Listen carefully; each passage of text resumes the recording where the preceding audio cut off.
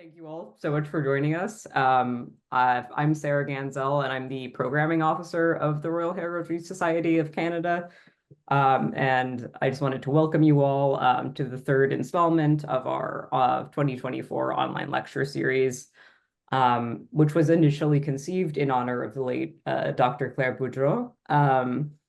And this series endeavors to make innovative research on heraldry and historically adjacent topics accessible and more engaging to our community and beyond.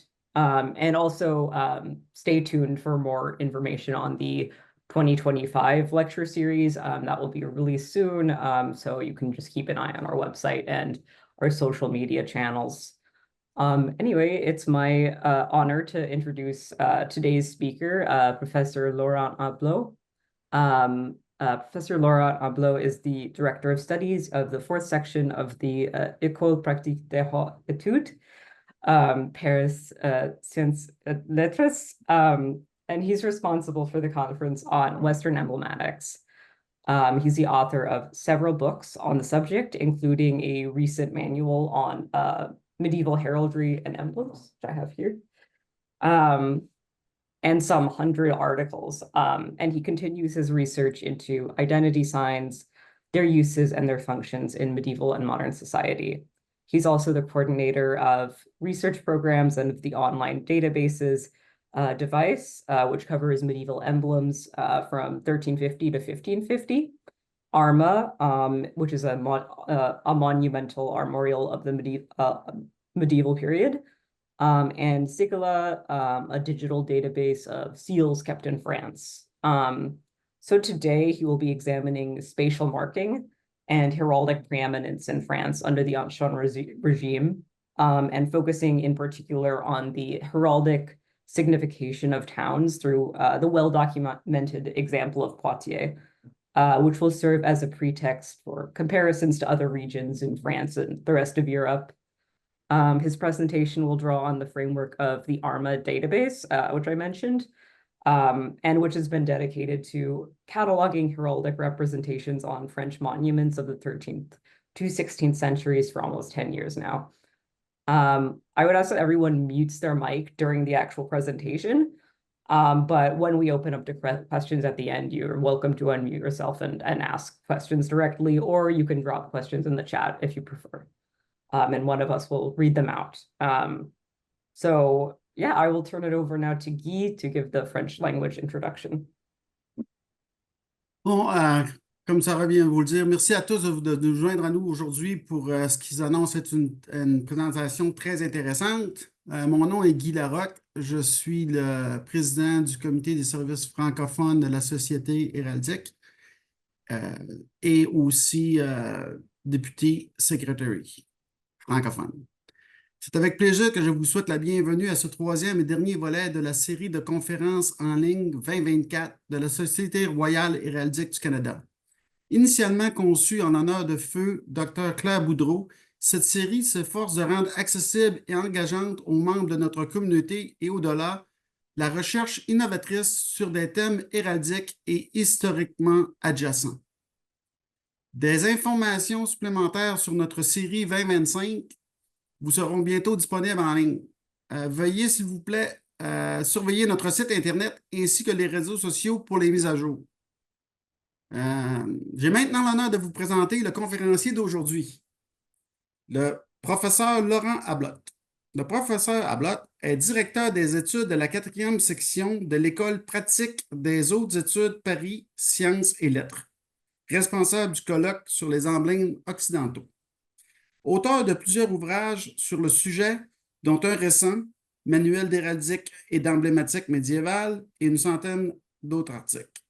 Il poursuit ses recherches sur les signes identitaires, leur usage et leur fonction dans la société médiévale et moderne. Il est également coordinateur des programmes de recherche et de bases de données en ligne suivantes.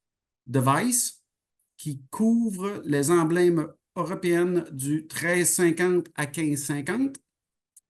ARMA, un registre des figurations héraldiques monumentales produites au Moyen Âge. Et Sigilla, une base de données numérique des sceaux conservés en France. Les liens pour ces différentes bases de données ont déjà été fournis et vont être fournis encore. Aujourd'hui, le professeur Abloc examinera le marquage de l'espace et sa prédominance héraldique en France sous l'Ancien Régime, en se concentrant notamment sur les significations héraldiques des villes à travers l'exemple bien documenté de Poitiers, qui servira de prétexte à des comparaisons avec d'autres régions de France et d'Europe. Sa présentation s'appuiera sur le cadre de la base de données ARMA, qui a été consacrée à la catalogation au cours des 10 dernières années des représentations héraldiques sur les monuments français du 13e au 16e siècle. Je demanderai à tous les participants de bien vouloir fermer leur micro pendant la conférence du professeur et de les réactiver seulement lors de la période des questions. Si vous le désirez, vous pouvez utiliser la fonction de main levée ou faire parvenir vos questions au professeur dans la section clavardage pendant la présentation. À la fin, on passe au travers de ça. Sans plus tarder, je vous invite à vous joindre à moi pour souhaiter la bienvenue au professeur Laurent Ablot. Monsieur? Merci infiniment, Monsieur Larocque. Merci, Madame Gangel, pour votre invitation. Je suis très honoré de parler à cette conférence de la Société héraldique du Canada, d'autant que je rappelais à Madame Gangel et Monsieur Larocque que j'avais bien connu Claire Boudreau, qui a fait ses études en France à peu près en même temps que moi et qui travaillait elle aussi sous la direction de Michel Pastoureau.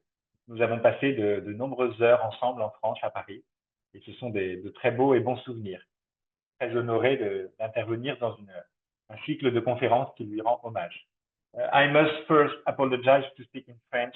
My English is not as excellent as I expected, so I must beg your pardon for speaking French. I try to speak not too quickly, but I know that my default to speak quite quickly, so please just ask if you don't understand.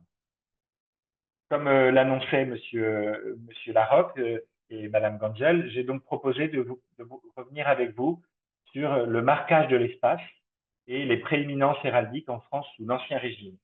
Et pour introduire cette conférence, je m'appuie sur cette très belle image d'une clé de voûte produite donc au début du XVIe siècle dans une des belles églises de Poitiers, une clé de voûte qui est au sommet d'une chapelle seigneuriale et qui nous présente un ange descendant du ciel, des belles armoiries de la famille Fumé, une des familles des grands bourgeois de la ville de Poitiers.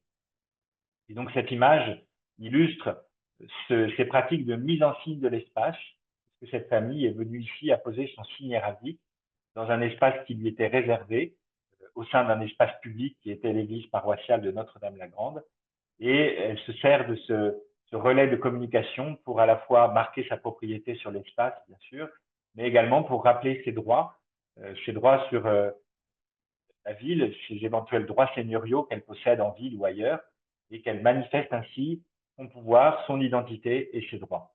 Et donc, je voudrais revenir avec vous durant cette séance sur cette politique, cette pratique en fait de l'héraldique qui a conduit les sociétés, les hommes et les femmes des sociétés d'Ancien Régime à apposer leurs armoiries dans l'espace public sur tout un ensemble de supports qui étaient autant d'outils de communication et d'expression de pouvoir, de droit, d'autorité.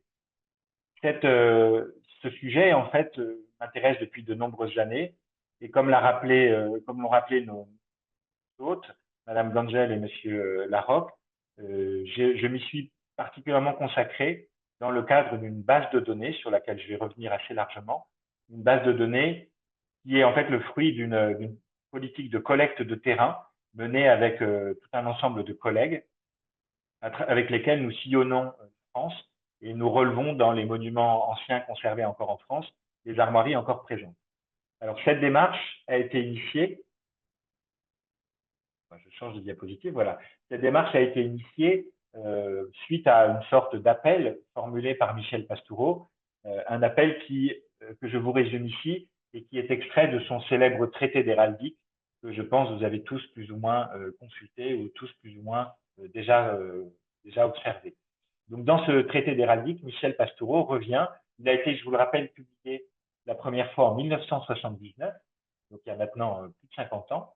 Et dans ce traité d'héraldique, Michel Pastoureau consacre un passage spécifiquement aux monuments et au rapport des monuments avec l'héraldique.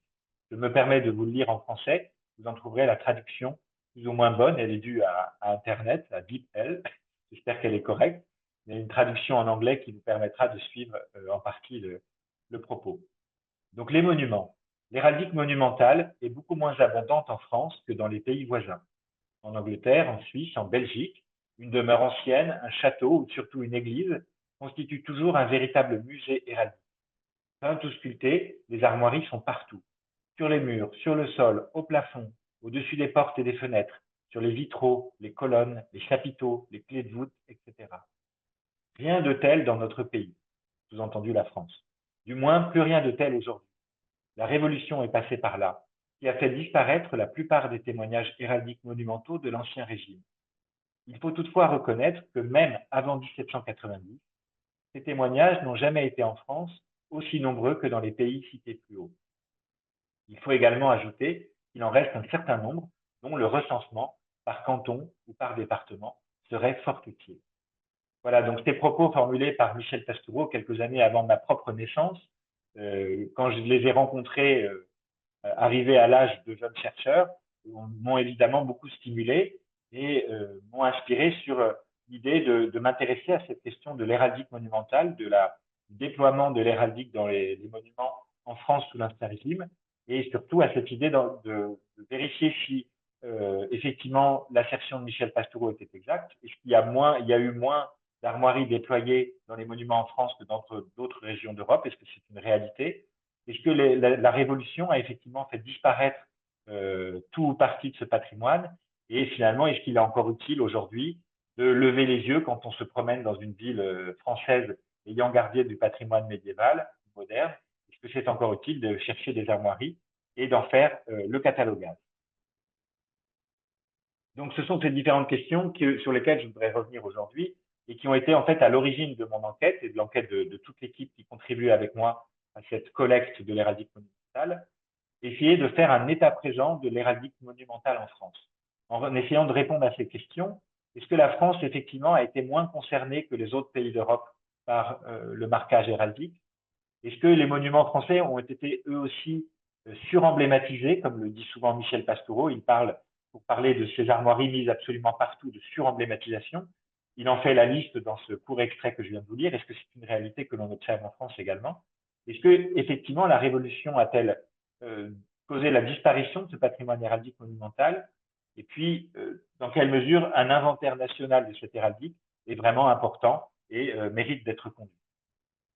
Je reviendrai pour exposer un peu ces différents points. D'abord sur les destructions révolutionnaires et l'iconoclasme héraldique, en revenant sur des éléments un peu généraux de cette réalité qui a touché notre patrimoine héraldique en France en particulier. Je vous présenterai ensuite, comme l'annonçait M. Larocque, la base ARMA, qui est donc cette armoriale monumentale du Moyen-Âge mise en ligne et auquel je me consacre avec une équipe importante. Et puis, je voudrais développer pour finir la question que j'avais annoncée dans mon titre du marquage de l'espace et du droit seigneurial, en insistant, si j'en ai encore le temps et si je ne suis pas trop long, sur les prééminences d'église, c'est-à-dire la mise en signe spécifique de l'espace religieux des églises comme lieu absolu de marquage du droit seigneurial. Premier point d'abord sur lequel je voulais revenir avec vous, cette question des destructions révolutionnaires et de ce qu'on peut appeler véritablement de l'iconoclasme héraldique, c'est-à-dire la volonté de détruire les images, mais précisément les images d'armoiries. Alors cette idée de l'iconoclasme héraldique, elle s'inscrit évidemment dans les pratiques révolutionnaires et dans cette idée qu'à partir de la fameuse nuit du 4 août 1789, les privilèges vont être abolis et que toutes les marques extérieures de ces droits privilégiés, que ce soit ceux de la couronne royale ou ceux de la noblesse, doivent être abolis et doivent être supprimés. Et donc cette révolution va véritablement entraîner une politique de destruction systématique d'un certain nombre d'édifices et de leurs décors, qui est une réalité dont les historiens ont bien conscience et dont la Révolution elle-même a eu conscience très rapidement. À titre d'exemple, deux images, une image créée et une image réelle. L'image créée, c'est la représentation de cette démolition d'une église parisienne peinte quelques années après la Révolution, en 1800, et sur lequel on voit bien cette église détruite. Et puis, parmi les éléments qui ont été déposés au sol, vous remarquerez à gauche une belle pierre armoriée qui témoigne de cette concentration qu'a eu la volonté révolutionnaire de faire disparaître ces signes. Et puis à droite, un exemple parmi beaucoup d'autres d'une très belle clé de voûte prise dans une église à proximité de Poitiers, l'église de Beaumont, dans laquelle les armoiries, on est venu ce qu'on appelle bûcher, on est venu casser, fracasser les armoiries qui étaient exposées sur cette clé de voûte, pourtant placées à plusieurs dizaines de mètres de haut. Une armoirie qui en plus a eu le malheur de contenir des fleurs de lys, qui cumulait en fait la double peine d'être un signe seigneurial et un signe royal, et sur lequel le destructeur s'est acharné. Alors, je ne vous ferai pas la liste exhaustive de cette diapositive, c'est juste pour vous rappeler à travers cet exposé ici que en fait, ces destructions révolutionnaires, elles ne sont pas le fait d'initiatives personnelles, mais elles sont réellement une volonté politique de la part de la République et puis plus tard de la Convention. L'idée de vraiment vouloir détruire absolument tous les signes, d'abord qui représentaient la féodalité, c'est l'objet d'une première vague de destruction, et puis ensuite tous les signes qui représentaient la royauté, dans le cadre d'une deuxième campagne de destruction, les deux finissant par se rejoindre autour de l'année 1793, 94, 95, qui ont été des périodes particulièrement actives dans cette volonté de détruire tout le patrimoine héraldique exposé dans les églises. Cette destruction des armoiries exposées dans l'espace public et notamment dans les lieux de culte, en fait, prouve que la Révolution avait tout à fait compris les fonctions de l'exposition de l'héraldique sur les monuments, fonctions sur lesquelles nous allons revenir dans cette conférence. Mais il était bien établi dans cette société à la veille de la Révolution que d'apposer ces armoiries dans l'espace public était une façon d'exprimer un pouvoir et souvent des privilèges, et que détruire ces signes était tout à fait cohérent et logique avec la volonté de supprimer les différences de classe et les privilèges de l'aristocratie. Donc c'est finalement, en contrepartie, on pourrait dire, en rebours, cette volonté, cet acharnement de la Révolution contre l'héraldique, qui nous a privés d'un énorme patrimoine de signes et de connaissances, en fait, prouve parallèlement la très bonne connaissance que les contemporains avaient de l'héraldique et de ses fonctions. Ce que je voulais souligner dans cette diapositive, en plus des différentes lois qui ont été émises pour se concentrer sur la destruction de ce patrimoine, c'est le fait que ce processus a été une vraie campagne politique, sans doute très coûteuse et très contraignante. Il a fallu qu'on organise véritablement ces chantiers de destruction. Il a fallu, comme je le rappelle dans le bas de la diapositive, d'abord faire des enquêtes de terrain pour bien identifier ce qu'on devait détruire. Il a fallu recruter des maçons, des sculpteurs qui ont été payés pour aller détruire les armoiries. Et il a fallu, après, faire des enquêtes pour vérifier que le travail avait bien été réalisé, créer des commissions pour vérifier que ça avait été fait, créer des commissions pour punir ceux qui ne voulaient pas supprimer leurs armoiries, etc., etc. Donc, un engagement extrêmement massif de la part de la République et de la Convention pour détruire ces signes de la féodalité puis de la royauté quand la Convention elle-même se sépare du pouvoir royal et condamne le roi à la mort. Alors, comme le soulignait Michel Pastoureau, ces destructions révolutionnaires sont une réalité que l'on observe, on pourrait dire, quotidiennement dans le patrimoine français du Moyen-Âge et de l'époque moderne. Tout ce patrimoine était littéralement couvert d'armoiries, et on va y revenir largement, mais de toutes ces armoiries qui couvraient le patrimoine, un nombre très important, il faudrait pouvoir encore établir des statistiques qui n'existent pas, mais précisément la base ARMA permettra peut-être dans quelques années d'avoir suffisamment de matière et de recul pour essayer d'évaluer un peu la part de ce patrimoine détruit, mais elle est vraiment considérable, et elle est considérable que dans la mesure où elle reste visible, puisque une grande partie de ces destructions se sont contentées de ce que vous voyez ici à l'écran, du bûchage. On est venu taper en fait avec un marteau et un maillet sur les éléments du blason, ici des fleurs de lys, et une couronne qu'on a fait disparaître, mais que nous arrivons encore à lire, que nous arrivons encore à reconnaître. Mais dans bien des cas, on a purement et simplement supprimé les pierres ou fait disparaître totalement, intégralement, la moindre trace d'armoirie. Donc là, la connaissance est totalement perdue pour l'héraldique. Donc, je vous en montre quelques images, mais je suppose que vous êtes tous informés de cette réalité des pratiques révolutionnaires dans la France d'après la Révolution. Mais voilà toute une série d'images glanées ici ou là à travers la France qui vous montrent le côté systématique de cette politique, à la fois systématique, mais parfois de façon assez surprenante, un peu aléatoire. Vous voyez en bas à gauche, par exemple, une armoirie qui était probablement une armoirie royale, qui a été détruite. Et puis, à côté de ça, malgré tout, on voit un autre écusson sous la clé de voûte qui, lui, n'a pas été touché. Un autre encore sous la composition qui ne semble pas touché. Et là, c'est quelque chose d'assez surprenant pour les collecteurs d'informations que nous sommes dans l'équipe ARMA, de voir que dans certaines églises, on a toute une partie des armoiries détruites, et puis dans le transept d'à côté, tout est conservé.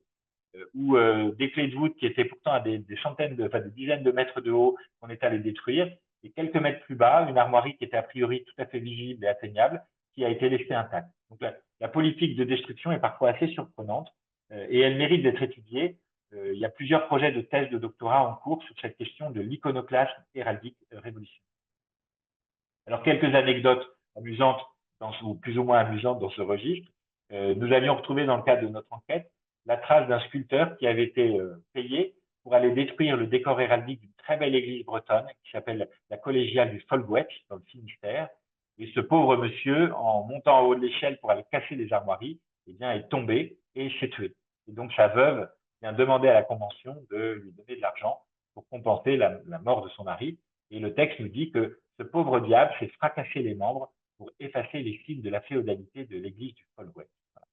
Un martyr de la cause révolutionnaire et de l'iconoclasme héraldique. De fait, il faut être conscient que cette destruction d'armoiries, je vous le disais tout à l'heure, a engagé des travaux, des chantiers énormes, et elle a conduit à aller déposer des tonnes et des tonnes et des tonnes de pierres, notamment ces grandes pierres, ces grandes clés de voûte armoriées, qui étaient accrochées parfois à plus de 20 mètres ou 30 mètres de haut dans certaines églises, et il a fallu construire des échafaudages et aller décrocher ces énormes pierres armoriées pour les pilonner et les détruire.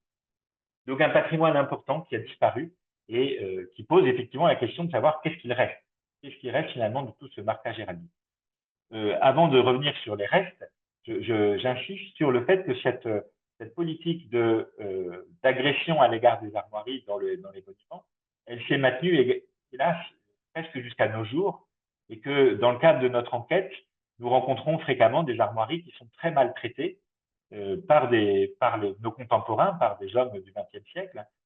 Et malgré tout l'intérêt qu'on porte aujourd'hui au patrimoine, on continue dans beaucoup d'églises, quand on a besoin de mettre une lumière dans une petite chapelle latérale, on continue d'aller percer les clés de voûte avec une perceuse pour y faire passer l'électricité. Et quand ces clés de voûte ont un blason, eh bien, c'est une armoirie, ça ne pose pas de problème aux ouvriers municipaux qui vont percer l'armoirie et y faire passer des fils.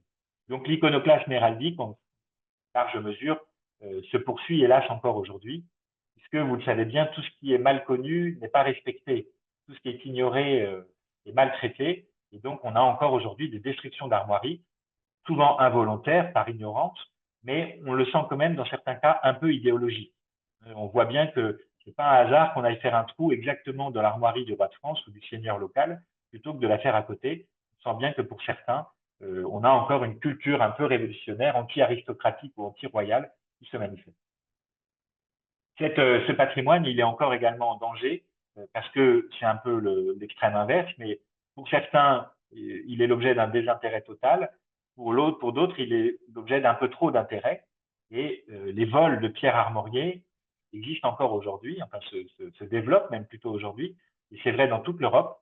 On a fréquemment donc des pierres armoriées connues qui, dans des bâtiments, quand ils ne sont pas trop entretenus, eh bien, sont récupérés et servent sans doute à décorer une cheminée dans une maison moderne ou à orner un salon. Et donc, on vole encore aujourd'hui des pierres armoriées. Et donc, ce patrimoine est quand même vraiment un patrimoine, dans une certaine mesure, un patrimoine ignoré et un patrimoine en danger. Et donc, c'est ce qui a encouragé le développement de cette base de données qu'évoquaient nos organisateurs tout à l'heure, la base ARMA, donc un acronyme pour Armorial Monumental du Moyen-Âge. Base ARMA, qui a donc comme objet de collecter les armoiries présentes dans les monuments, plutôt des monuments du Moyen-Âge et du début de l'époque moderne, à travers toute la France. Alors, cette base ARMA, elle est née à Poitiers. Comme on l'annonçait tout à l'heure, Poitiers a servi en fait de prétexte, ou plutôt de point de départ à cette enquête, la volonté de collecter ce patrimoine, puisque j'ai eu la chance d'habiter Poitiers pendant une vingtaine d'années et d'y enseigner à l'université qui a un très bon laboratoire d'histoire du paysage. Et donc, au sein de cette université, dans cette ville de Poitiers, pardon, où se trouvait l'université, dans un très bel hôtel du XVIe siècle, et bien, dans Poitiers, en sillonnant la ville, j'observais ici ou là tout un ensemble de témoignages héraldiques encore très présents dans la ville et qui semblaient malheureusement très largement ignorés par les habitants de la ville et même par les services culturels de Poitiers. Et donc, ça a motivé l'idée d'abord de faire l'inventaire de ces collections d'armoiries, quel que soit leur état, et puis ça m'a conduit à réaliser qu'elles étaient encore très nombreuses et que peut-être contrairement à ce qu'avait dit Michel Pastoureau, eh bien, il y a un patrimoine héraldique conservé, en tout cas dans certains contextes, encore très très important, dont il est absolument nécessaire de faire l'inventaire pour en assurer la connaissance d'abord, bien sûr, et si possible la préservation. Et c'est un patrimoine qui a évidemment souffert de la Révolution, vous en voyez ici quelques exemples, mais dans lequel l'héraldiste et le connaisseur d'armoirie est capable quand même d'identifier un certain nombre de signes que le promeneur ou le touriste normal ne saurait pas voir. En fait, l'héraldiste sait ce qu'il peut trouver sur des armoiries et il sait où trouver la documentation qui va le renseigner sur ce qui a existé. Et donc, ça lui permet évidemment de mettre en valeur ces pierres, même si elles ont souffert avec le temps ou les destructions. Et donc, cette enquête m'a conduit à faire l'inventaire des armoiries présentes dans Poitiers, m'a conduit également à aller chercher celles qui avaient été déposées mais qui étaient conservées, comme ici des pierres conservées dans le dépôt lapidaire des églises, des musées, pardon, du musée de Poitiers, et puis surtout à attirer l'attention, encore une fois, des services publics pour qu'ils fassent attention à ce patrimoine très précieux et très utile pour la connaissance de la ville. Alors, cette enquête a conduit à relever à peu près 150 armoiries médiévales dans la ville de Poitiers, encore visibles, et qui sont présentes dans des contextes très différents, qui montrent bien d'ailleurs que l'armoirie n'est pas uniquement concentrée dans les églises, comme on pourrait le penser, mais c'est diffusé absolument partout, dans une ville de la fin du Moyen-Âge ou du début de l'époque moderne, ce dont Poitiers témoigne encore. On les trouve évidemment dans les édifices religieux, la cathédrale, les différentes églises, les anciens couvents ou les chapelles, mais on les trouve aussi sur des aménagements urbains, par exemple sur les murs de la ville, quand ils existent encore, sur les portes, sur les fontaines, sur les hôtels. Et puis, on sait qu'elles ont existé dans tout un patrimoine important qui a disparu, mais qui a été relevé, qui a été l'objet de dessins, éventuellement de photographies, et qui permettent de prouver ce qui a existé et qui a aujourd'hui disparu. Et donc, l'ambition avait été au départ de mettre en place un itinéraire héraldique dans Poitiers, une sorte de visite héraldique à proposer aux touristes. Et puis, de cette idée va déboucher la base ARMA. Alors, je vous présente maintenant quelques dossiers, quelques images assez rapidement, puisque je ne voudrais pas non plus passer tout l'exposé sur la ville de Poitiers uniquement. Mais je vous présente quelques-uns de ces manifestations héraldiques qui peuvent s'observer dans une ville comme Poitiers. Alors, on a la chance, en fait, à Poitiers, par rapport à d'autres petites villes de France, c'est une ville de moyenne importance, hein, Poitiers, c'est 80 000 habitants avec l'agglomération, en gros 40 000 habitants la ville de Poitiers, donc c'est pas une très grande ville, mais c'est une ville qui a très peu évolué après le 19e siècle. Elle est devenue très importante dans l'histoire de France, puisque le roi de France y est même réfugié au moment de la guerre de 100 ans.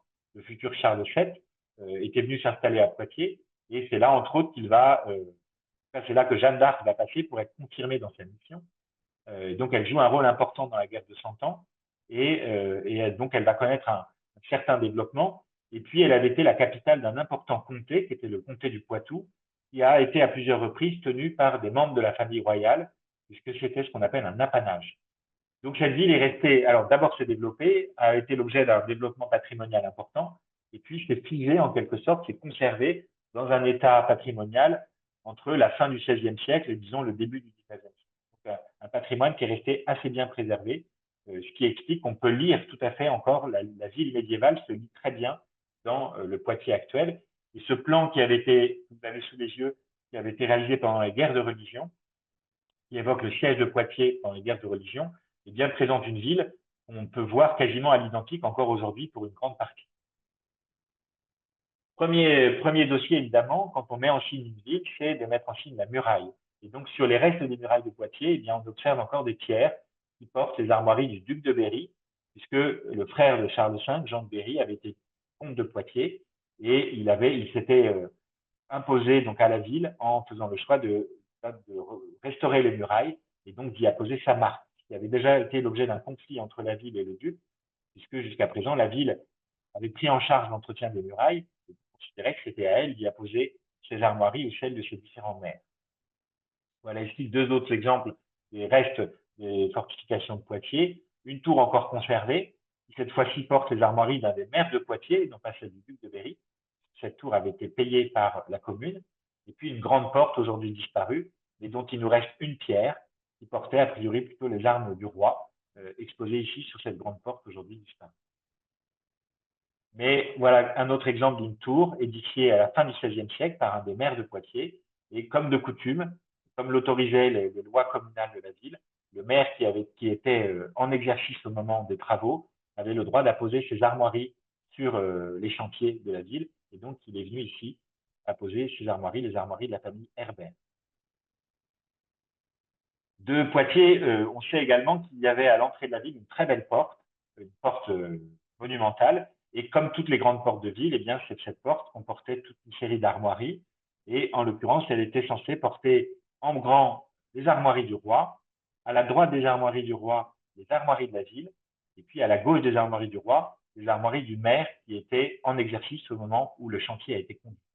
Alors, ce qui est intéressant, c'est que les sources se contredisent un peu, puisque certaines sources nous disent qu'on avait placé les armes du roi et puis 2 fois les armes de la ville, et d'autres sources nous prétendent qu'il y avait les armes du roi, les armes de la ville et les armes du maire. Ce qui est intéressant en tout cas, c'est que par le biais du décor héraldique de cette porte, on rendait public la hiérarchie en fait des autorités qui s'exerçaient dans la ville, en insistant d'abord sur le roi, qui est effectivement la principale autorité. Sans doute que cette porte est réalisée au moment où l'apanage du comté de Poitiers est revenu sous l'autorité royale. Si ça avait été au temps du duc de Berry, ce sont sans doute les armes du duc de Berry qu'on aurait trouvées ici, en prééminence, puisqu'elles sont plus grandes que les autres et elles sont placées au-dessus des autres. Là, en 1428, c'est Charles VII. Et donc, on voit les armes du roi. Et puis, la place la plus importante après cette place centrale et en hauteur, c'est la place à gauche de notre disponibilité, à droite des armes précédentes. Et on y trouve évidemment les armes de la ville de Poitiers.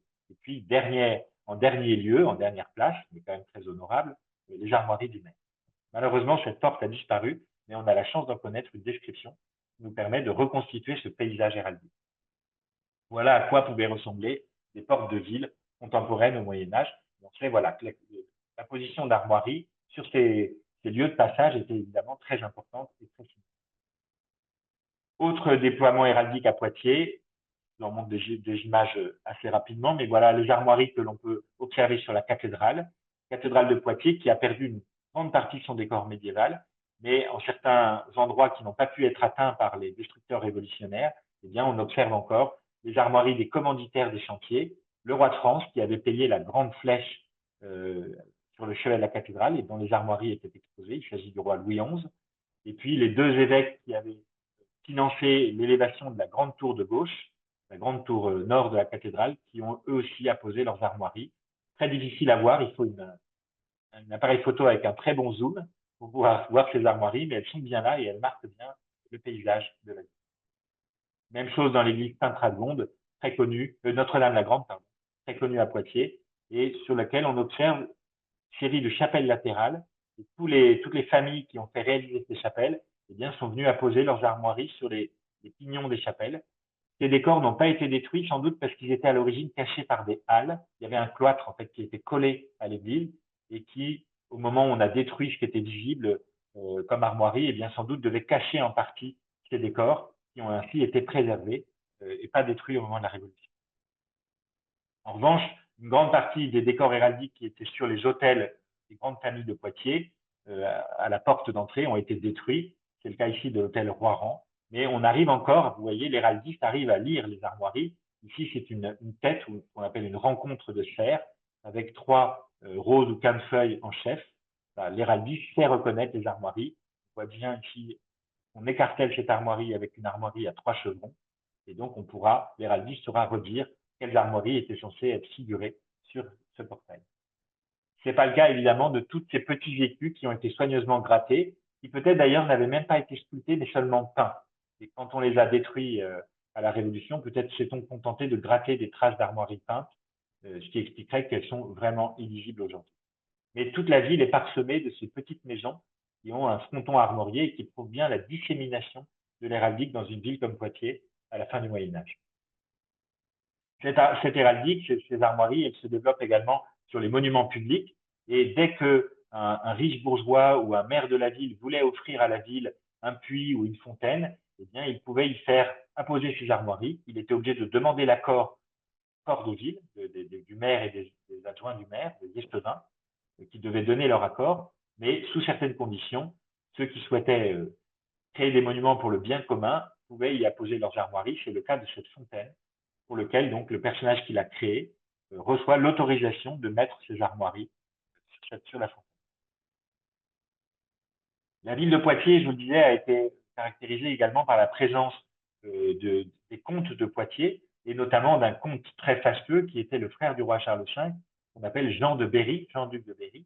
Et Jean de Berry avait fait construire, ou plutôt restaurer à Poitiers, un magnifique château dont nous connaissons la représentation dans un manuscrit très célèbre qui sont les Très riches heures du duc de Berry, sur lequel on voit ce fameux château de Poitiers. Il faut imaginer que ce monument était littéralement couvert d'armoiries.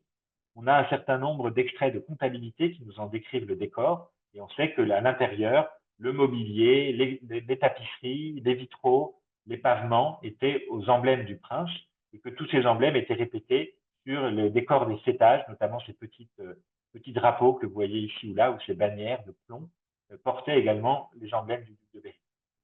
De tout cela, malheureusement, il ne reste rien, puisque ce château va être intégralement détruit au XVIe siècle. On en a juste conservé quelques petits éléments comme ces carreaux de pavement qui étaient créés pour le duc de Berry, qui portaient ces différents emblèmes, notamment ces armoiries aux fleurs de lys, à la bordure engrelée, et dont on a retrouvé donc des fragments qui renseignent sur la somptuosité du décor de ce château. Le duc de Berry résidait donc soit dans ce château qui était un peu en dehors de la ville, et puis dans la ville elle-même, il avait dans ces deux très grands chantiers également la construction d'une énorme cloche qui s'appelle le beffroi, dont vous voyez la tour en haut, tour noire couverte d'ardoise, en face de l'église. Et puis le réaménagement de ce qui avait été le château d'origine des comtes de Poitiers, qui était surtout caractérisé par une immense salle du trône, une salle de comte, et puis par une tour, une ancienne tour de château, hein, un ancien donjon, qui était érigé et que le duc de Berry va faire totalement réaménager. Et donc de ces travaux, il nous reste quelques témoignages, et notamment cette magnifique cheminée, absolument exceptionnelle du point de vue de l'histoire de l'art, puisqu'elle permet à la fois de faire passer le conduit de cheminée, mais d'être face à des vitrages. C'est tout à fait techniquement très complexe, mais ce qui est une grande création, une grande originalité de cette salle qu'on appelle la salle des pas perdus. Et donc, dans cette salle des pas perdus, avait été construite une magnifique cheminée, très abîmée à la Révolution, et que grâce à ce dessin d'un érudit du XVIIe siècle, François Roger de Guénières, eh bien, on a pu restaurer au XIXe siècle de façon assez fidèle.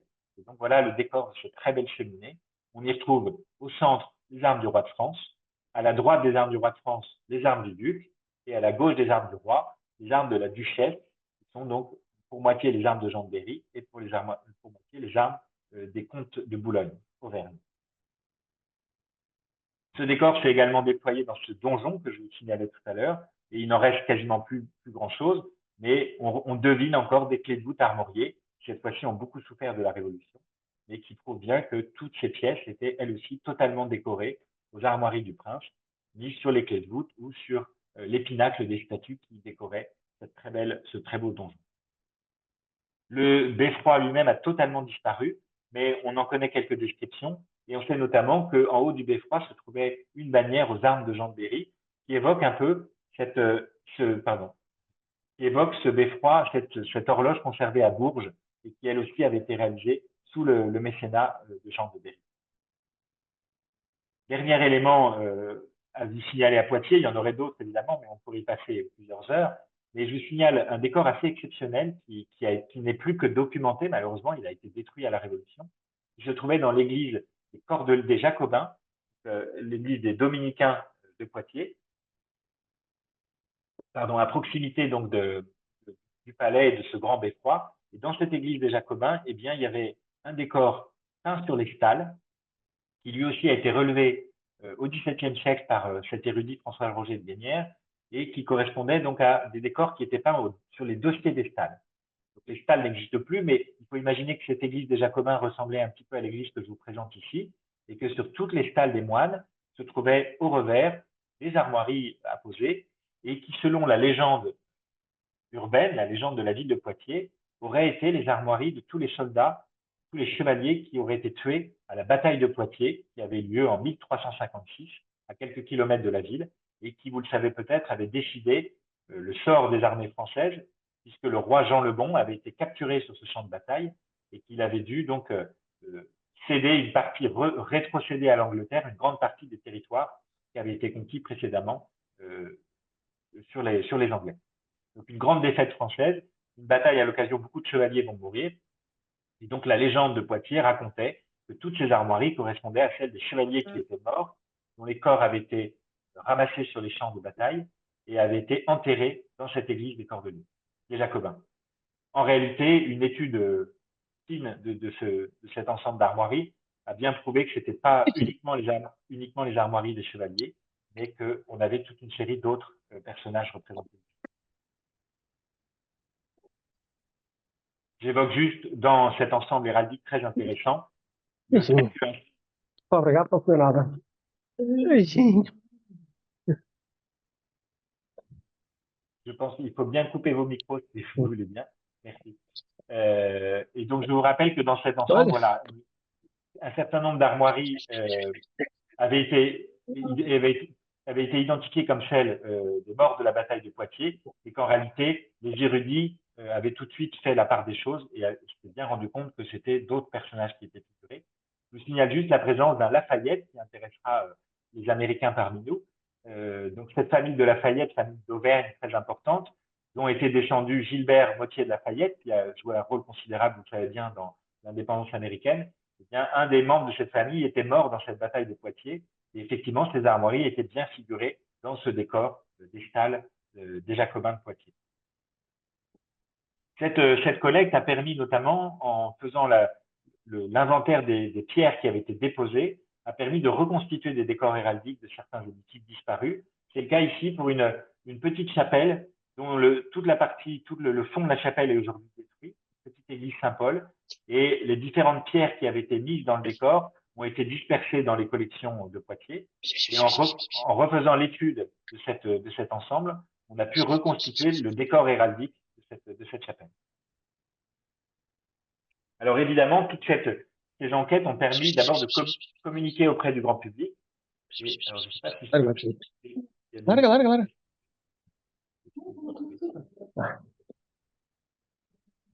Jao a laissé son micro. Jao, est-ce que tu pourrais fermer ton micro, s'il te plaît? Je ne sais pas si tu m'entends. Ton micro est ouvert et on entend du bruit. Jao, Portugal, tu m'entends. Je trouve qu'on se connaît bien. Mais il a laissé son micro ouvert.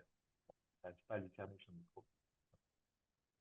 Et donc, je vous disais que voilà, toute cette enquête a permis donc de communiquer auprès du grand public. On a publié un certain nombre d'articles sur ce patrimoine héraldique de Poitiers. Et puis, bien sûr, ça nous a motivés pour, avec toute une équipe, monter cette base de données en ligne, donc que vous pouvez tout à fait consulter, hein, qui se trouve sur Internet, nom de ARMA. Vous pouvez même préciser ARMA SAPRAC, qui est le nom de mon laboratoire. Vous la retrouvez plus facilement.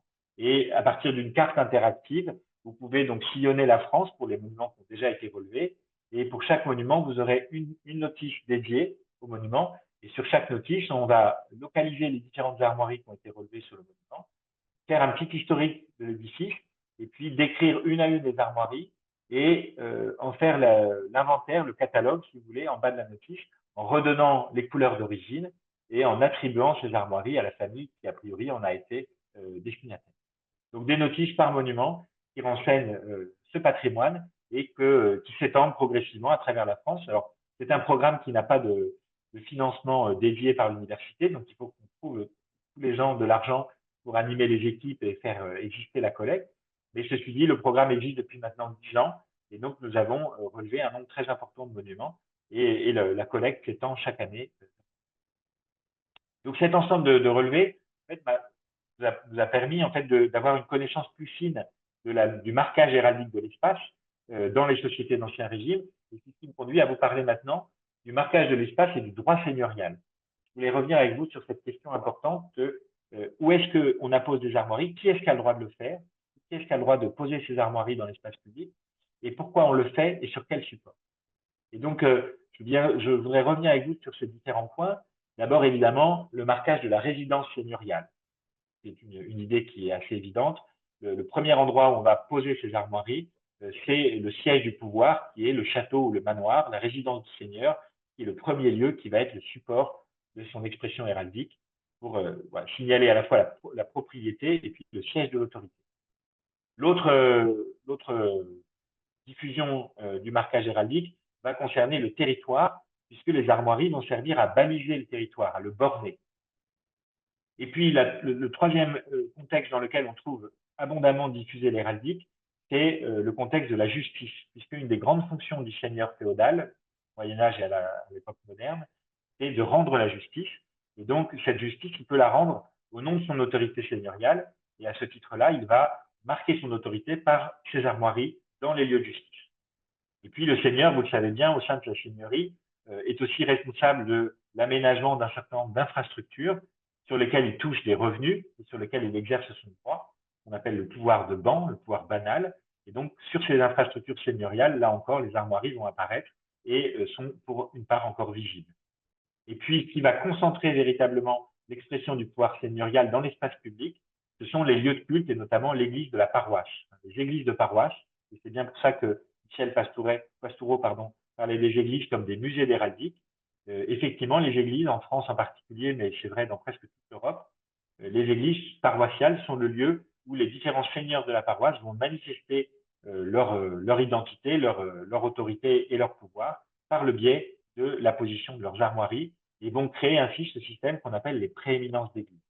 Donc, je reviens sur ces différents points à travers cette petite image qui est presque un blague, un gag, puisqu'il s'agit d'une image qui est tirée d'un manuel scolaire pour les jeunes enfants, mais qui finalement est assez efficace, puisqu'elle résume en fait comment fonctionnait une seigneurie au Moyen-Âge.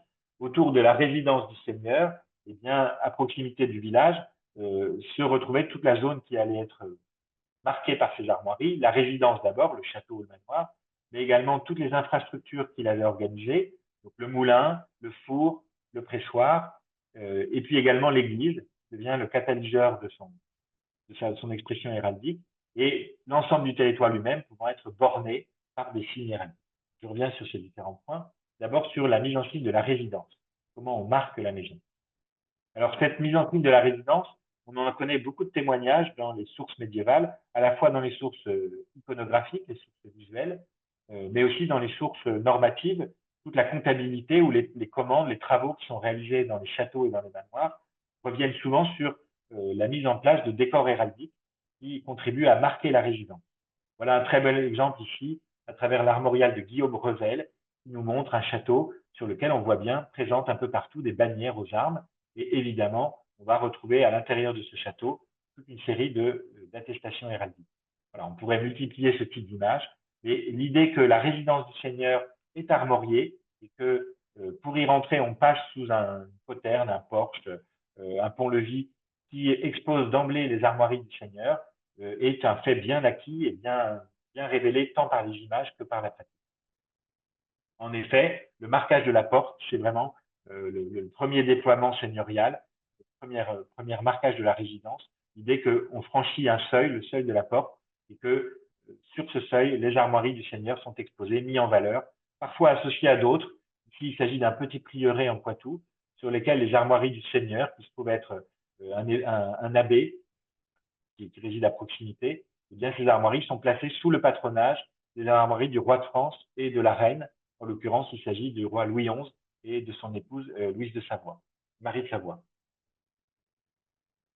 Mais c'est vrai dans la plupart des grandes résidences, quand le décor est encore visible. Voici ici un château à proximité de Poitiers, un château des évêques de Poitiers, le château de Chauvigny.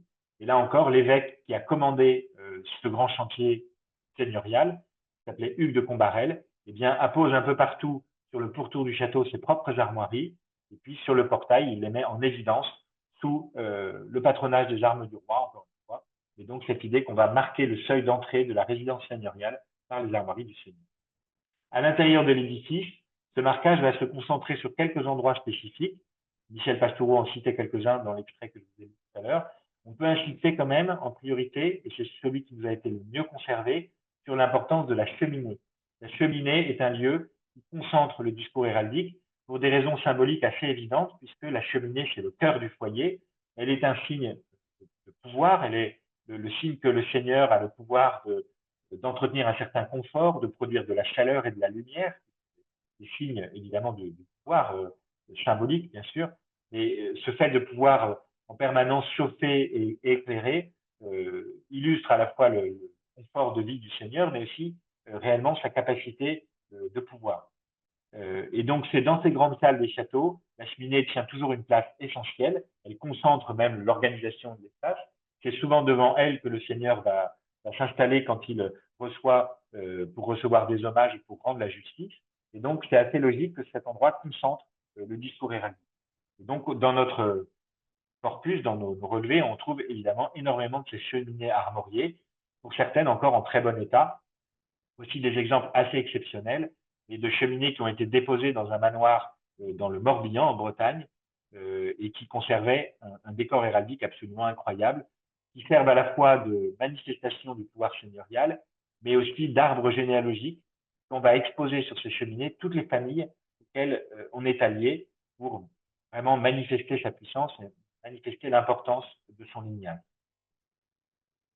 Mais ce décor, en fait, se déploie sur toute une série d'autres supports, beaucoup de supports éphémères qui nous ont totalement disparu. Je pense à des étoffes peintes ou ce genre de choses qui ne sont pas conservées, mais un certain nombre d'entre eux se déploient sur des supports qui sont, d'une certaine façon, pérennes. On peut citer, bien sûr, les carreaux de pavement, dont je vous cite quelques exemples. Cette mode s'est beaucoup développée de produire des armoiries sur du pavement en terre cuite, qui permettait, là encore, soit de remettre les armoiries du Seigneur en évidence, soit d'exposer celles de ses alliés ou de son lignage, et on conserve un nombre important de ces pavements armoriés.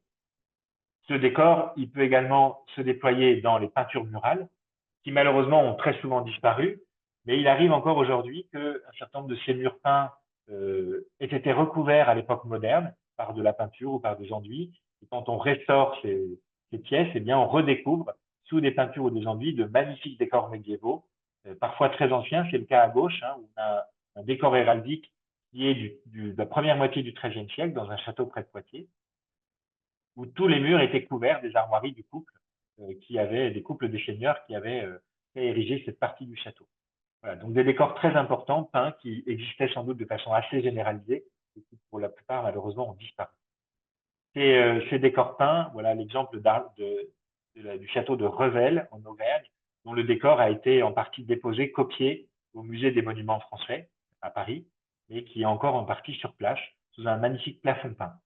Ça, parmi les décors héraldiques qui réapparaissent progressivement ces dernières années, ces dernières décennies, eh bien, les plafonds peints font l'objet d'une étude très approfondie. Il y a un groupe de travail qui s'est créé en France sur les plafonds peints médiévaux et qui a créé même une base de données qui s'y consacre, puisqu'on retrouve très régulièrement ce type de plafond.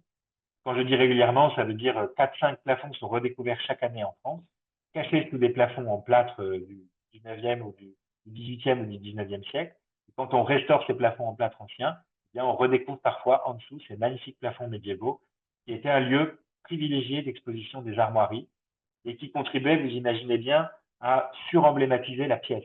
Si on prend tous ces éléments de décor, on avait un pavement armorié, des murs peints d'armoirie, un plafond peint d'armoirie, une cheminée couverte d'armoirie, et sans doute également du mobilier orné d'armoirie. Voici des exemples de panneaux de meubles qui ont été remontés pour faire une serre d'église et qui étaient à l'origine des portes dans un château voisin, près de Poitiers, encore une fois. Ou là encore, voilà des exemples dans un château conservé d'un évêque de Sens, à proximité de Poitiers, où on a encore les portes d'origine qui toutes intègrent donc des décors héraldiques, et notamment les armoiries du commanditaire. Ce décor était complété, vous le savez sans doute, par des vitraux qui eux aussi pouvaient intégrer des armoiries. Malheureusement, tous ces vitrages ont la plupart du temps disparu. On en conserve quelques rares exemples Voici ici à Brie-Contre-Robert, près de Paris, une fouille archéologique qui a révélé un vitrail armorié. Très intéressant, encore conservé. Et puis, je l'évoquais tout à l'heure, l'ensemble de la résidence elle-même va être coiffé de décors peints ou modelés sur les toitures. On sait que parfois même les tuiles elles-mêmes pouvaient être peintes ou créer des motifs héraldiques, mais surtout, au sommet de tous ces toitures se trouvaient des décors de fêtage, souvent en plomb ou en tôle, qui portaient les armoiries du seigneur du lieu et qui exposaient, encore une fois, sa présence héraldique de façon très prégnante. C'est très rare de conserver ces penons, ces décors de toiture. Voici un exemple d'un petit épi de fêtage qui a été retrouvé il y a 2-3 ans dans une fouille dans un château en Seine-et-Marne, trouvé dans les anciennes douves du château. Il était sans doute tombé après une tempête et il avait été miraculeusement préservé, alors que très souvent ces signes ont disparu depuis longtemps. Ce marquage de la résidence, il peut également se développer aux alentours de la résidence, et à partir de la fin du Moyen-Âge vont se développer des signes seigneuriaux extérieurs qui prouvent non seulement qu'on a ici une résidence seigneuriale par l'exposition des armoiries, mais aussi par un certain type de structure. Et parmi ces structures, on peut signaler l'importance des colombiers. Ce sont des structures qui étaient destinées à accueillir des centaines de couples de colombes, de pigeons, qui permettaient donc aux seigneurs d'avoir en permanence des œufs frais et qui permettaient surtout d'obtenir du précieux engrais par les déjections des pigeons. Donc ces colombiers sont vraiment devenus un signe seigneurial très important, surtout dans l'ouest de la France, et ils étaient pour la plupart d'entre eux armoriés. Au-dessus de la porte, on pouvait, ici il a disparu, on le voit bien, mais je vous ai mis à gauche les relevés faits de différents armoiries apposées sur des colombiers en Bretagne. On avait régulièrement un décor héraldique qui signalait qu'on avait affaire à une résidence seigneuriale. Cette mise en signe de la seigneurie, elle se fait donc prioritairement par la mise en signe, le marquage héraldique de la résidence du seigneur, mais je vous le disais tout à l'heure, elle se fait aussi par le bornage en fait de l'espace seigneurial, de la seigneurie elle-même, la mise en signe du territoire, et cette mise en signe se fait par différents objets. Elle peut se faire par l'intermédiaire de bornes, des grandes bornes en pierre qui étaient sculptées aux armoiries. Elle peut se faire par l'intermédiaire de calvaires, on va en voir des exemples. Mais elle se faisait aussi par des objets qui ont tous disparu, puisque c'était des objets éphémères, qui étaient des branches de bois, en haut desquelles on coinçait un petit carton sur lequel on peignait les armoiries du propriétaire de la sculpterie ou de la terre en question, et qu'on appelle dans les sources des brandons. Et donc, on en a énormément de mentions à la fin du Moyen-Âge, toutes ces espèces de perches armoriées qu'on venait planter dans les champs et qui permettaient de baliser le territoire. Malheureusement, elles ont toutes disparu. C'était des objets très, très éphémères. Mais voilà la question des bornes qu'évoquait Michel Pastoureau dans son traité. Je vous ai abrégé le passage, mais dans la suite du passage que je vous lisais tout à l'heure, Michel Pastoureau fait un assez long développement sur les bornes seigneuriales, en disant que dans la mesure où beaucoup d'entre elles ont été enfouies, elles sont encore retrouvables. Et que du coup, ça serait intéressant d'en faire l'inventaire. Et de fait, quand vous tapez sur un moteur de recherche numérique le mot borne armoriée ou borne héraldique, vous avez beaucoup de résultats, puisqu'on conserve encore dans les espaces en France énormément de ces bornes. On conserve souvent celles qui étaient exposées dans les forêts, qu'elles se sont perdues au fond des bois et que personne n'a eu l'idée d'aller les détruire. Celles qui étaient au bord des routes ont très souvent été détruites, malheureusement. Mais il y a un inventaire, un corpus encore très important de ces bornes, qui sont toujours des objets magnifiques. Voilà 2 exemples de bornes trouvées en France. Alors, ces bornes avaient souvent la particularité d'avoir 2 armoiries, puisqu'elles servaient de frontière entre 2 seigneuries, et donc elles exposaient sur chaque face regardant une seigneurie ou l'autre les armoiries du seigneur concerné. Et donc, on a souvent ce phénomène de borne biface. En voici un autre exemple, voilà une borne qui faisait le lien entre 2 territoires d'abbaye et qui avait de chaque côté les armoiries de l'abbé concerné, et qui avait, alors celle-ci a été déplacée, mais un certain nombre d'entre elles se trouvent encore sur le territoire et témoignent en fait de ce marquage héraldique du territoire. Tous ces éléments sont importants, j'y reviendrai en conclusion tout à l'heure, pour nous faire connaître la culture héraldique des contemporains. Qu'est-ce qu'un homme ou une femme du XVe siècle ou du XVIe siècle en France savait de l'héraldique? Combien d'armoiries connaissait-il? Est-ce qu'il connaissait juste les armoiries du roi et de son évêque? Est-ce qu'il connaissait les armoiries de tous les seigneurs dans un rayon de kilomètres? Est-ce qu'il connaissait les armoiries des grands bourgeois de la ville dans lesquels il allait au marché, par exemple? Voilà. Cette question est très intéressante. C'est très difficile d'y répondre, puisque les sources nous renseignent assez peu sur cette culture héraldique partagée.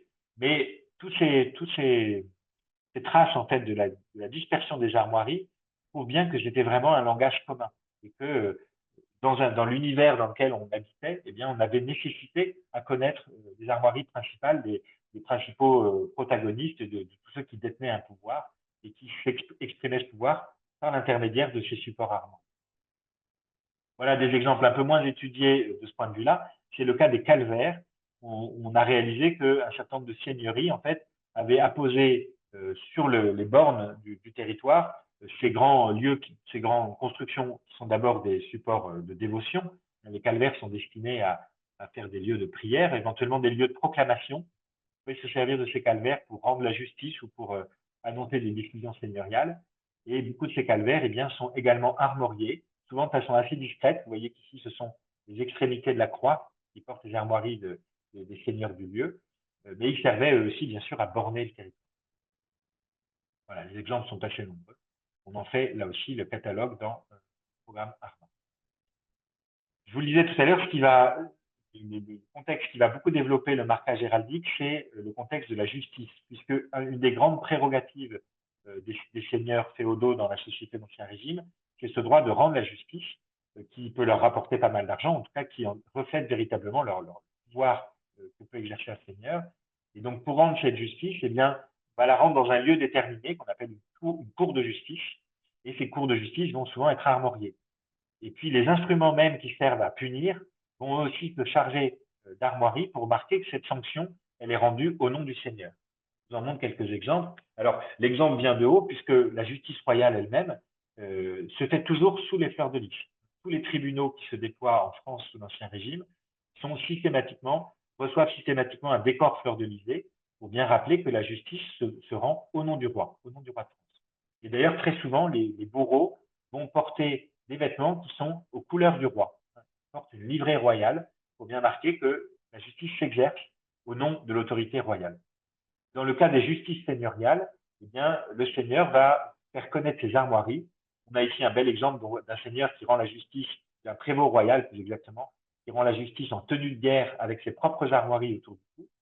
Sans doute est-ce une image un peu caricaturale, mais de fait, quand le seigneur rend la justice, il expose ses armoiries pour bien souligner que c'est son autorité féodale qui donne le droit de juger et que cette justice va s'exercer à ce titre. Et donc, une des façons les plus évidentes de créer un espace de justice, c'est probablement de suspendre son écu. Alors, on n'a malheureusement pas d'image qui nous l'expose clairement, mais on a toute une série d'occurrences qui nous insistent sur ce motif de l'écu suspendu et qui nous décrivent que quand le Seigneur rend la justice, la première chose qu'il fait, c'est, quand il n'est pas dans une pièce qui est spécifiquement dédiée à cette fonction, la première chose qu'il va faire, c'est d'accrocher son écu en haut d'un arbre, sur un clou, en haut d'une porte, pour créer un espace de justice dans lequel s'exerce son autorité seigneuriale. Dans un certain nombre de cas, la justice va pouvoir être rendue dans des lieux spécifiques qu'on appelle des auditoires. On va construire une maison ou installer provisoirement un auditoire, donc un espace dans lequel le Seigneur rend la justice et cet auditoire sera systématiquement armorié. Parmi les signes qui qualifient cet espace comme le lieu de la justice, c'est le fait qu'on y mette les armoiries du Seigneur qui rend la justice ou de l'autorité sous laquelle il s'exerce, c'est-à-dire soit celle du duc, les armoiries du duc, ou les armoiries du roi. C'est un exemple d'auditoire en Bretagne. On trouve dans quelques autres cas des constructions tout à fait étonnantes qu'on appelle des parvis de justice. Et il y en a assez peu qui sont conservés en France, mais on a la chance d'en avoir un très beau conservé à Poitiers, devant une des églises de Poitiers, l'église Sainte-Radegonde, qui était en fait une église liée à une abbaye d'hommes. Eh bien, l'abbé rendait la justice dans une espèce de cour, un tribunal en plein air, qui avait été formalisé par la construction de ces murs que vous voyez ici, qui permettent de descendre dans une espèce de petite enceinte, et autour de laquelle il y a des sièges. Et donc, c'est là que l'abbé venait rendre la justice, et recevoir sans doute aussi les hommages. Et l'ensemble du pourtour avait été armorié. On voit ici, voilà à quoi ressemble ce parvis de justice de l'église Sainte-Radegonde. Et il y avait tout autour du parvis de justice des pierres armoriées. Malheureusement, elles ont été détruites à la Révolution. Elles sont très difficilement lisibles. mais elle montre bien comment on avait créé cet espace balisé par des armoiries, par de l'héraldique, et qui était le lieu dans lequel l'abbé rendait la justice. Je vous le disais, donc la justice se rend dans un lieu armorié, et puis les instruments de la justice eux-mêmes vont se charger d'armoiries, et c'est une pratique sans doute très ancienne. L'histoire de cette pratique reste encore à écrire, mais ici on le voit déjà dans la chronique de Mathieu Paris, au milieu du XIIIe siècle, les lieux de justice, en l'occurrence ici des fourches patibulaires, des grandes perches auxquelles on va pendre les sont coiffés par une grande bannière qui portait sans doute les armoiries du seigneur local. Et cette pratique va se maintenir sur ce qu'on a appelé les pilories. Vous voyez ici donc ce qu'on appelle un pilori, donc une structure en haut de laquelle on allait accrocher les condamnés qui étaient exposés à être moqués publiquement le temps selon leur faute, la gravité de leur faute, on les exposait publiquement et ces objets sont systématiquement armoriés. C'est ce que nous précise ici le commentaire de ce pilori de la fin du XVe siècle. Les fourches patibulaires également, donc ces poteaux en haut desquels on pouvait pendre ceux que la justice seigneuriale avait condamnés à mort quand le seigneur avait une haute justice, eh bien ces poteaux étaient toujours armoriés pour rappeler au nom de qui se faisait cette justice. Voilà des exemples de poteaux, de fourches patibulaires ou de pilories qui portent systématiquement les armoiries du seigneur pour rappeler son autorité. Et puis, dans certains cas, les pilories ont disparu, mais on en a des attestations. On sait que dans ces petites églises bretonnes, très souvent, la porte vers le sud servait elle-même de cour de justice. Elle servait souvent d'auditoire de justice et les armoiries du Seigneur y sont fréquemment exposées. C'est le cas ici dans cette petite église de Saint-Laurent. On se retrouve les armoiries de la famille Duperrier, qui étaient les seigneurs du lieu. Et puis après, ce sont des commandeurs de l'ordre de l'hôpital qui ont pris la seigneurie sur le fief.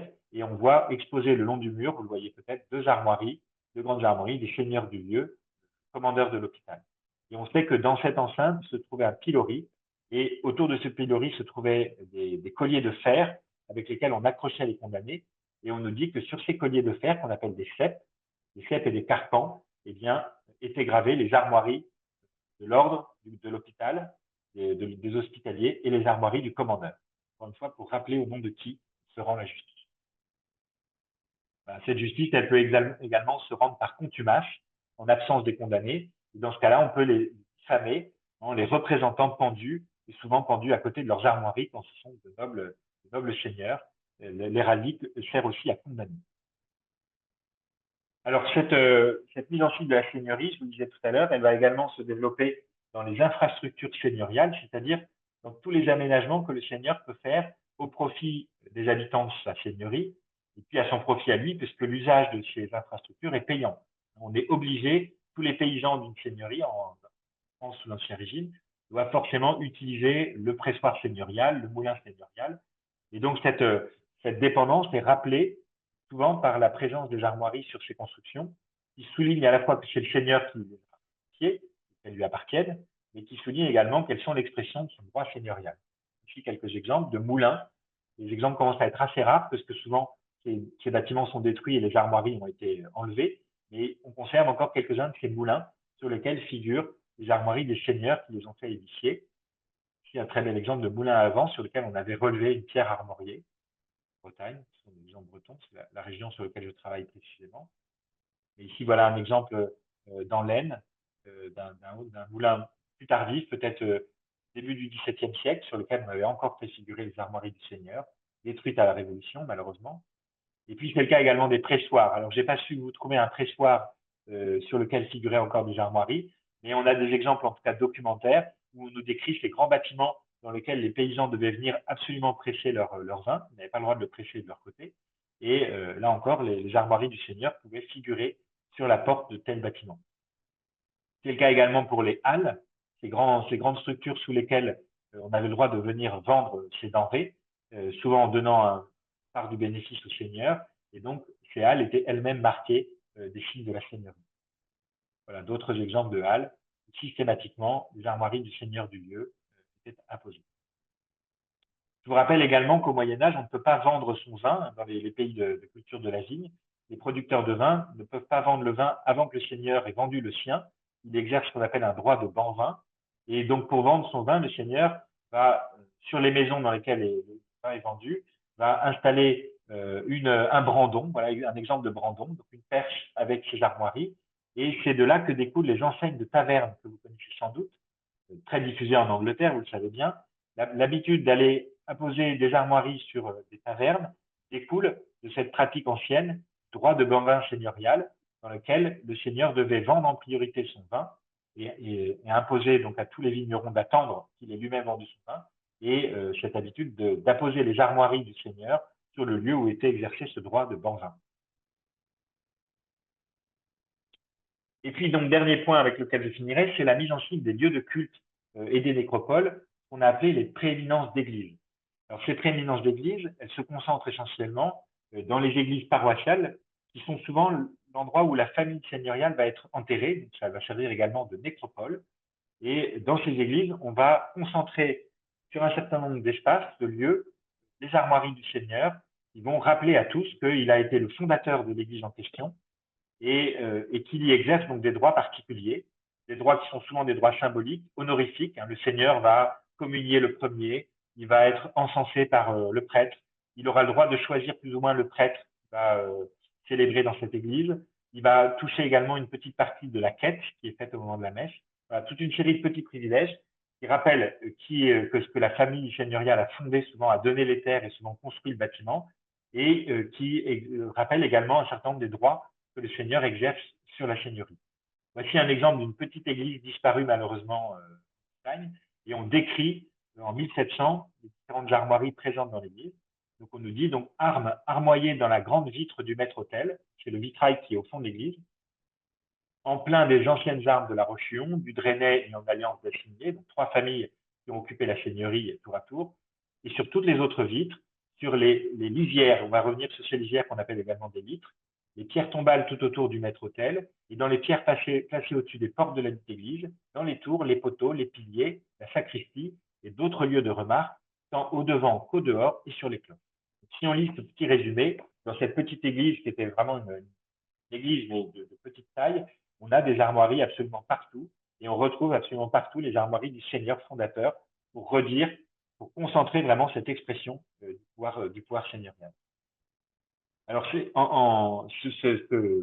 le support le plus finalement hiérarchiquement le plus important de cette expression héraldique se concentre souvent sur la grande vitre qu'on appelle la maîtresse vitre qui occupe le fond de l'église.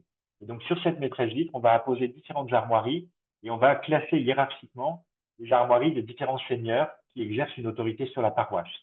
En Bretagne, en l'occurrence, on trouvera fréquemment tout en haut les armoiries du duc de Bretagne, quand la Bretagne intégrera la France, les armoiries du roi de France, et puis en dessous les armoiries des principaux seigneurs de la paroisse. Voici ici l'exemple d'un très beau vitrail du tout début du XVe siècle, qui a la particularité d'avoir une date, et sur lequel on retrouve les armoiries de la famille de Rohan, qui étaient les grands seigneurs de la région. Et puis on retrouve en dessous, au rang inférieur, les armoiries de plusieurs des seigneurs du village, qui ont aussi des droits sur la paroisse et qui l'ont exprimé par la présence de leurs armoiries. Voilà, cette maîtresse vitre mise en scène dans une magnifique chapelle dans laquelle on vient de redécouvrir il y a une dizaine d'années un très beau décor héraldique que j'ai étudié. Je pourrais en reparler si vous le souhaitez, parce que c'est un décor très intéressant sur l'histoire politique de la Bretagne. Voilà d'autres exemples de maîtresses vitres, on pourrait les multiplier. Par chance, beaucoup de ces vitrages n'ont pas été détruits à la Révolution, ont été suffisamment peu abîmés ou ils ont été cachés, et donc on a pu les préserver ou les restaurer quand ils avaient été légèrement abîmés. Mais on a toute une série d'exemples, des centaines encore conservés, qui nous montrent cette pratique d'aller apposer sur la grande vitre du fond de l'église ou de la chapelle les armoiries des principaux seigneurs, avec toute une hiérarchie qui se construit dans cette expression. L'autre forme qui était évoquée tout à l'heure, ce sont bien sûr les gens-feu, le droit d'être inhumé dans ces églises, et les lieux d'inhumation sont souvent ces espèces de niches posées dans le mur qu'on appelle des gens-feu, vont recevoir un décor héraldique très important qui viennent rappeler la mémoire du lignage dans cette église. Voilà toute une série d'exemples, vous les connaissez bien. On conserve encore énormément de ces pierres tombales armoriées, soit par dessin, soit par relevé, qui nous permettent de nous renseigner. Et puis, le passage que je vous lisais tout à l'heure évoquait cette pratique de la lisière, qu'on appelle également la litre, qui consistait à peindre tout autour de l'église, souvent au dehors et au dedans, une grande bande noire avec apposée à intervalles réguliers les armoiries du seigneur patron de l'église. qui était sans doute à l'origine un décor de deuil, qu'on devait faire au moment des funérailles du Seigneur, mais qui est très rapidement devenu une marque seigneuriale dans l'absolu, qui n'avait pas nécessité d'être faite au moment de funérailles, mais qui était faite pour rappeler les droits seigneuriaux des différents patrons de l'Église. Et donc, quand dans une paroisse de village, il y avait plusieurs familles seigneuriales qui avaient des droits différents, eh bien, on pouvait faire plusieurs lits, comme vous le voyez sur l'image du haut, plusieurs de ces bandes noires, qui étaient organisées de façon hiérarchique. Les seigneurs les plus importants étaient mis en haut, les seigneurs moins importants en dessous, et on y apposait donc à intervalles réguliers leurs armoires. Même chose pour le marquage, une série d'instruments du culte. Évidemment, le bénitier à l'entrée de l'église, voilà des exemples de bénitiers armoriés. Et puis, le seigneur avait le privilège, en plus d'avoir le droit d'être enterré dans l'église, le privilège d'y avoir un banc. Je vous rappelle qu'au Moyen-Âge, il n'y avait pas de banc ni de chaise dans les églises. Tout le monde suivait la messe debout. Et donc, les seuls qui pouvaient s'asseoir, c'était les clercs, les religieux et le seigneur patron. Et donc, le seigneur patron avait un banc marqué de ses armoiries qui, pour certains d'entre eux, ont pu être conservés. Beaucoup, malheureusement, ont été détruits au moment de la Révolution. Et puis, le texte que je vous lisais évoquait également la cloche. Effectivement, le marquage de la cloche, c'était quelque chose de très important et l'objet d'un privilège important, dans la mesure où la cloche, en fait, organisait véritablement la vie dans la paroisse. Le fait de marquer le signal sonore par les armoiries du Seigneur était une façon de rappeler son autorité, au moins par le son. Donc, le fait d'apposer ces armoiries sur l'outil qui produisait le son était très important. Et donc, on a toute une série d'exemples de ces cloches. Un de mes doctorants en fait justement un inventaire pour l'ouest de la France, des cloches qui ont reçu les armoiries des seigneurs fondateurs et qui en conservent encore les marques. Voilà l'exemple ici de ces cloches. Une autre cloche conservée à Poitiers, qui a aussi la particularité de conserver des décors armoriaux. Alors, je vais passer sur cette diapositive pour directement arriver au point d'après. En fait, ce droit d'apposer des armoiries dans des églises et de les organiser de façon hiérarchique entre les seigneurs du lieu a donné lieu à beaucoup de conflits. Des conflits qu'on appelle des conflits de prééminence, c'est-à-dire les familles se reprochent mutuellement le droit d'avoir leurs armoiries plus hautes les unes que les autres ou plus développées ou à des endroits plus importants les unes que les autres, étant entendu que nous sommes à l'époque, à la fin du Moyen-Âge et à l'époque moderne, dans une société extrêmement concurrentielle, où toutes ces familles seigneuriales sont en concurrence de représentation permanente.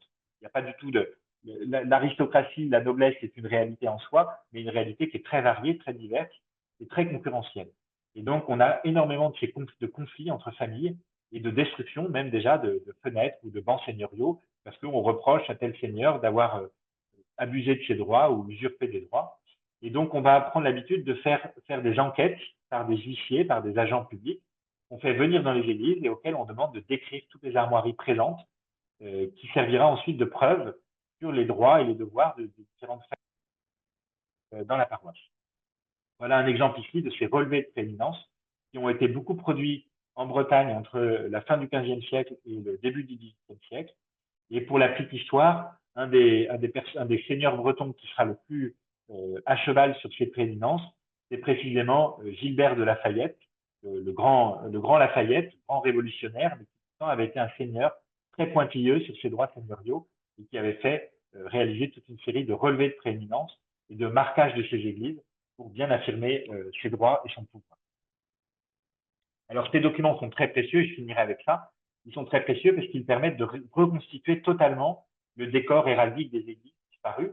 Voici un exemple ici d'une reconstitution d'une église qui elle-même a disparu d'ailleurs, mais sur la base de ces enquêtes de prééminence, on est capable de reconstituer totalement le décor héraldique qui a existé, la présence des bancs seigneuriaux, la présence des lits, la présence des tombes armoriées. Tout ça peut être reconstitué grâce à ces documents.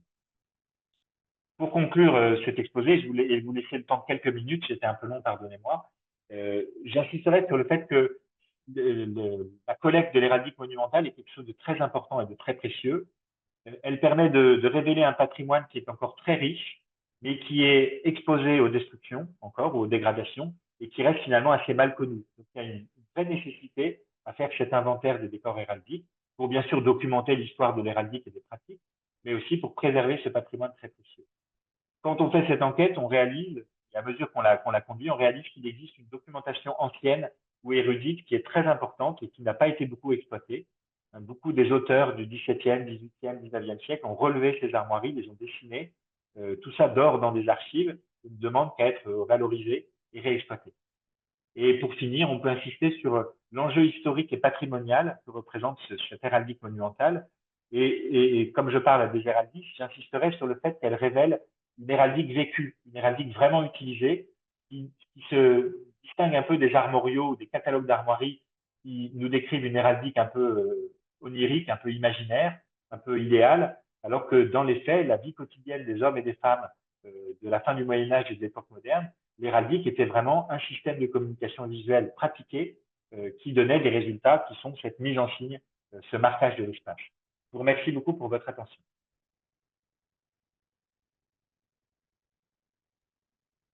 Thank you so much for your presentation. That was fascinating. We now have some time for questions. So if you have a question, I would invite you to speak up, or you're welcome to leave questions in the chat if you would like me or Guy to read them aloud.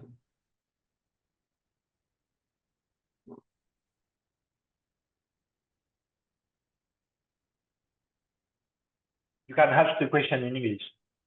Yeah, or French or whatever.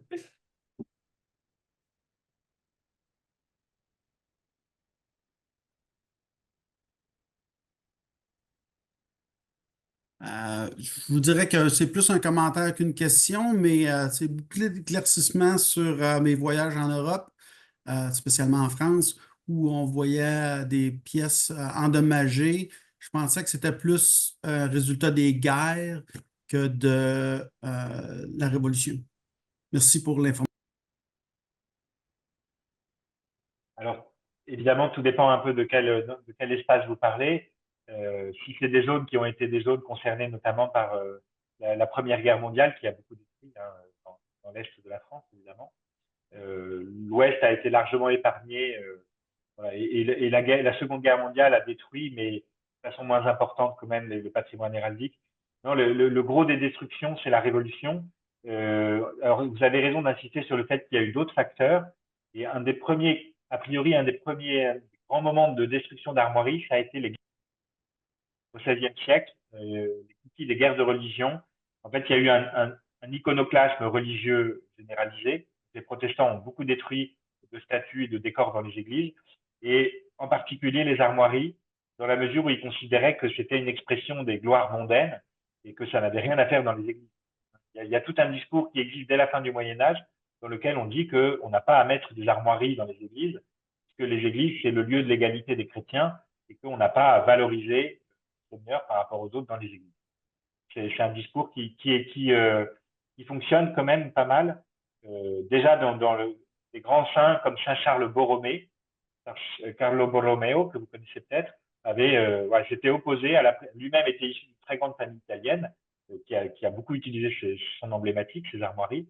Mais Charles Borromée a demandé, il est devenu évêque, il a demandé que dans son diocèse, on enlève des églises toutes les armoiries des familles. Il n'y avait rien à faire là. Donc le discours était déjà ancien.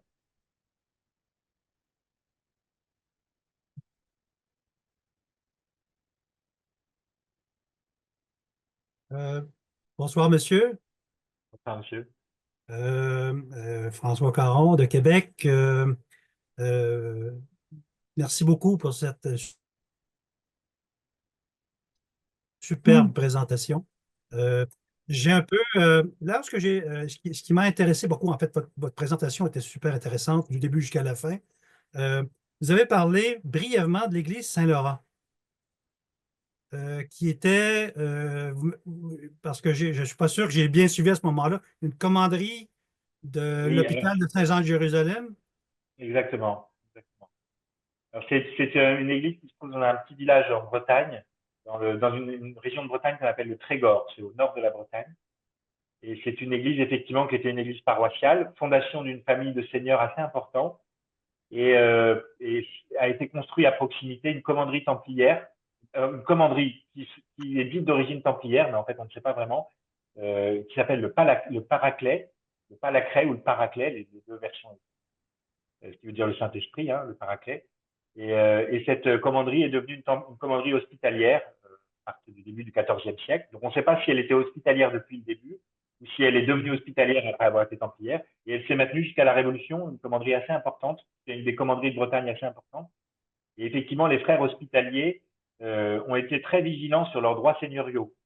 Et donc, ils ont réussi de façon un peu, vous avez des croix hospitalières derrière vous, donc prudence sur ce que je dis, mais les frères hospitaliers, en fait, tenaient très bien leurs archives, contrairement aux familles des seigneurs du coin, qui étaient plutôt de la petite noblesse. Et du coup, ils se sont appuyés sur des très bonnes archives pour revendiquer des droits seigneuriaux dans tout un ensemble d'églises dans lesquelles, a priori, ils n'en avaient pas à l'origine. Ils ont été très habiles et ils ont fait apposer. Et une des façons de marquer leurs droits seigneuriaux dans ces églises, ça a été bien sûr d'aller apposer les armoiries de l'ordre et du commandeur. Et donc sur les façades, et les cloches ont été l'objet d'un grand conflit, parce qu'ils ont réussi à faire apposer, dès qu'il y avait une cloche qui était cassée ou à refaire, ils réussissaient vraiment à s'imposer, l'ordre réussissait à s'imposer et à payer la cloche, mais du coup à y faire mettre les armoiries du commandeur et de l'ordre, et du coup à affirmer des droits seigneuriaux sur des églises dans lesquelles le droit n'était pas assuré.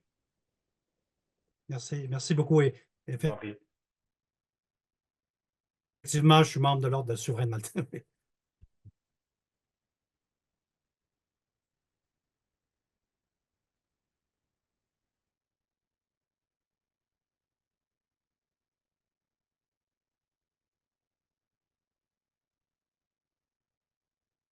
J'espère que la communication en français n'a pas découragé les membres anglophones de la société.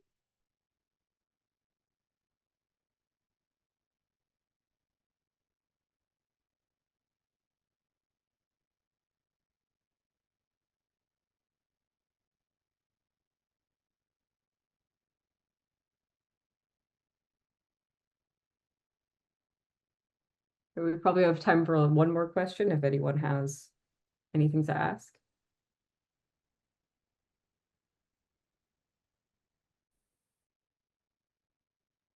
Oui, bonjour. C'était fascinant. Merci beaucoup pour cet exposé. J'ai fait mes études en histoire de l'art et archéologie en France. Et entre autres, on a beaucoup étudié les commandes qui ont été faites par Jean, le duc de Berry. Et c'est étonnant à quel point, quand je faisais mes études au début des années 90, qu'on ne parlait pas du tout, mais alors pas du tout d'héraldique. Et puis avec votre exposé, je me rends compte à quel point elle était omniprésente tout partout. Et j'aurais bien aimé à cette époque avoir cette base de données à Arma. Je suis sûre que ça aurait enrichi les cours. Je me demande, bon, c'est une introduction pour savoir si aujourd'hui, dans les universités, dans le cadre des cours en histoire de l'art, les choses ont changé et si l'héraldique est un petit peu plus introduite comme un outil pour l'historien de l'art ou l'archéologue, pardon. Merci, madame, pour cette question. C'est une très bonne question, très importante et sur laquelle je reviens fréquemment. Alors, j'ai un peu la même expérience que vous, parce que moi, j'ai commencé mes études dans les années 90, les études supérieures. Et de fait, j'ai été frappé de voir à quel point les historiens de l'art étaient capables de décrire des décors somptueux, pleins d'armoiries, sur lesquels ils allaient décrire les moindres petits détails de structure architecturale, mais leur regard glissait sur les armoiries et on pouvait tout à fait ignorer totalement des décors héraldiques qui étaient pourtant indispensables pour dater ou pour comprendre le commanditaire ou dater le monument. Donc c'est un fait que les historiens de l'art ont été rebutés par l'héraldique et donc vous entendez que j'utilise le passé, parce que de fait les choses ont un peu changé. Alors et changent, je trouve, beaucoup ces 10 dernières années. Il y a vraiment eu un changement assez radical, j'allais dire depuis 2010. Sans doute qu'un peu le fruit aussi des efforts de toute la communauté scientifique. Michel Pastoureau, le premier, bien sûr, hein, qui a quand même vraiment contribué à redorer le blason de l'héraldique, si on peut se permettre de dire le néologisme. Mais de fait, les mentalités changent un peu, et puis on commence à voir aujourd'hui des historiens, ce que je trouve assez frappant. J'enseigne pour ma part à l'école du Louvre, et donc j'ai précisément un cours qui m'a été demandé pour un peu informer les jeunes, les futurs historiens de l'art ou futurs acteurs du marché de l'art à s'intéresser à l'héraldique et puis à savoir quoi faire avec des armoiries. Parce que ce que j'ai constaté, je pense que vous avez fait le même constat, c'est que souvent les historiens de l'art ne s'intéressent pas à l'héraldique, pas par désintérêt, mais par peur de mal faire. Souvent, ils sont un peu démunis face aux signes héraldiques. Ils ont peur de sembler un peu nuls en ne sachant pas blasonner, en ne sachant pas attribuer, en ne sachant pas comprendre. Et donc, ils préfèrent ne pas en parler, faire comme s'ils ne le voyaient pas, plutôt que se donner le mal d'apprendre quelques rudiments d'héraldique. Voilà. Les choses changent pour répondre à votre question. les choses changent. Il y a encore du travail. Je pense qu'il faut continuer à promouvoir, à faire comprendre à nos contemporains que c'est essentiel de comprendre l'héraldique pour comprendre les sociétés d'Ancien Régime. C'était vraiment un outil de communication courant, partagé et indispensable. Et donc, on ne peut pas parler d'art médiéval sans parler d'héraldique. On ne peut pas parler de Jean de Berry sans parler de ses emblèmes. C'est une aberration. Donc voilà, il faut continuer. Mais heureusement, les choses changent. L'état d'esprit change. Ben, je vois ça, ben, c'est fascinant. Encore une fois, merci beaucoup. Merci, madame. I think we're coming to the end of our time, but I wanted to thank you so much again, Professor Hablo, and for everyone who's in attendance. Just know that you can find links to ARMA and Sigla and Device on your event invites if you'd like to check them out further. Well, thank you again. And thank you very much, Sarah, for inviting me. Thank you. And thank you all of you to be here and to hear me so patiently. Thank you. Have a good one. Goodbye.